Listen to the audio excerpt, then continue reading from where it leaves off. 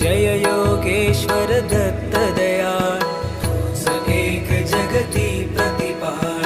अत्र नसूये करुणी निमित्त, जग कारण प्रगटशी निश्चित. ब्रह्मा हर हरीचा अवतार, शरणागता सतारणहार. अंतर्यामी सच्चित सुख, सद्गुरु विभू जगीचे सुमुख. अन्नपूर्णा झोळी हाती, शोभे शांतिक मंडलु हाती. काय चतुर्भुज षट्भुज सार,